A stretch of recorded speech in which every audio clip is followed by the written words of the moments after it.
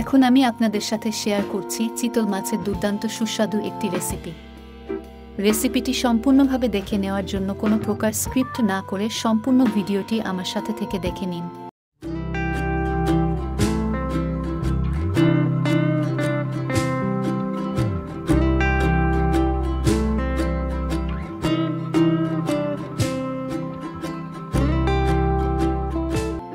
চিতল মাছের এই রেসিপিটি করে নেওয়ার জন্য 4 পিস মাছ নিয়ে দিয়ে দিচ্ছি 1 চামচ হলুদের গুঁড়া, 1 চামচ দিয়ে দিচ্ছি শুকনা মরিচের গুঁড়া, 1 চামচ দিয়ে দিচ্ছি লবণ।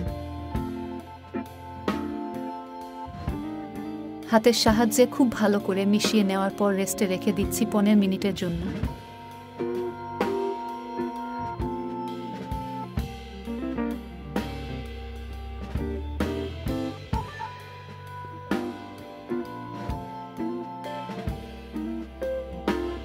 ধোয়া ওঠা গরম কড়াইতে দিয়ে দিয়েছি তেল খুব ভালো গরম হয়ে তেল থেকে ধোয়া ছাড়া শুরু করলে গরম তেলে মাছগুলো দিয়ে দিচ্ছি।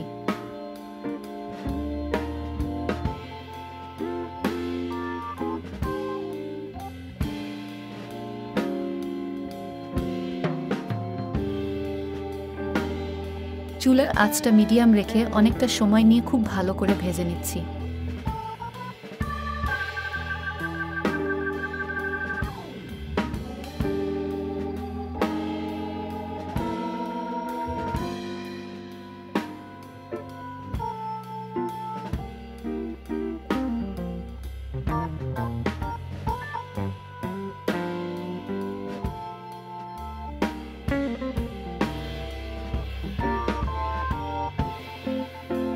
উল্টিয়ে পাল্টিয়ে খুব ভালো করে ভেজে নেওয়া শেষ, এখন তুলে নিচ্ছি। ভেজে নেওয়া মাছের তেলে আলুগুলো দিয়ে দিচ্ছি।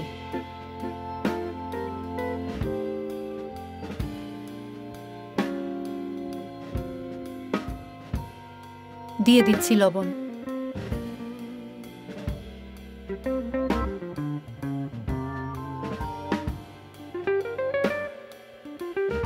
উল্টিয়ে পাল্টিয়ে খুব ভালো করে ভেজে নেওয়া শেষ, এখন তেল ঝরিয়ে তুলে নিচ্ছি।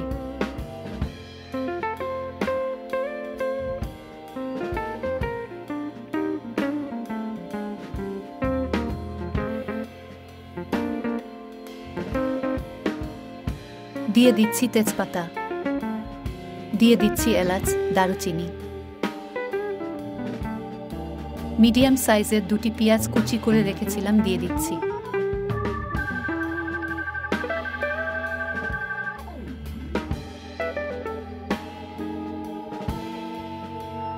টেস্ট অনুযায়ী দিয়ে দিচ্ছি লবণ।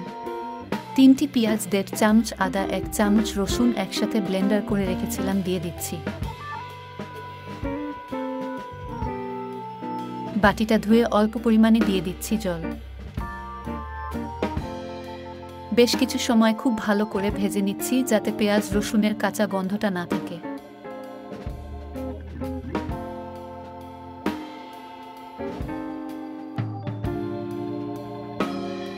এক চামচ দিয়ে দিচ্ছি হলুদের গুঁড়া, 1 চামচ দিয়ে দিচ্ছি শুকনা মরিচের গুঁড়া,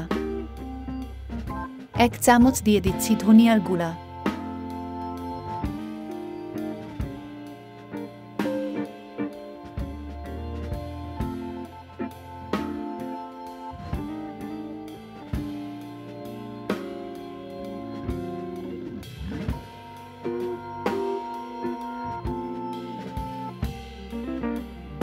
চুলার আঁচটা মিডিয়ামে রেখে বেশ অনেকটা সময় নিয়ে খুব ভালো করে কষিয়ে নিয়ে ভেজে নেওয়া আলুগুলো দিয়ে দিচ্ছি।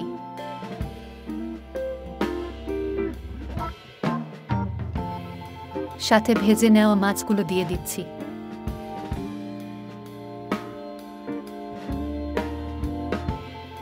মাছগুলো দিয়ে মশলার সাথে খুব ভালো করে মিশিয়ে নিচ্ছি।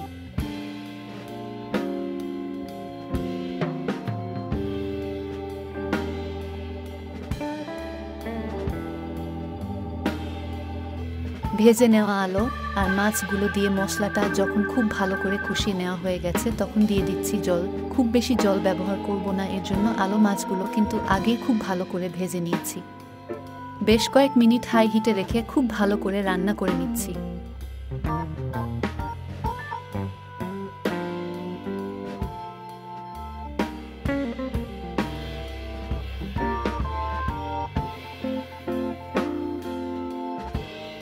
দিয়ে দিচ্ছি চিড়ে নেওয়া কাঁচামরিচ।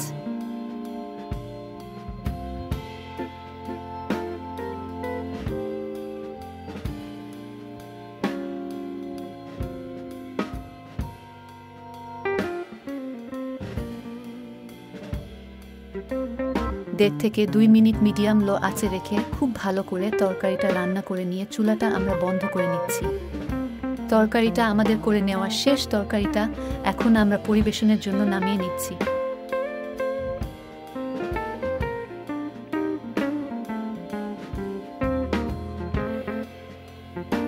চিতল মাছ দিয়ে করে নেওয়া এই তরকারিটা গরম ভাতের সাথে খেতে কিন্তু খুবই সুস্বাদু হয়।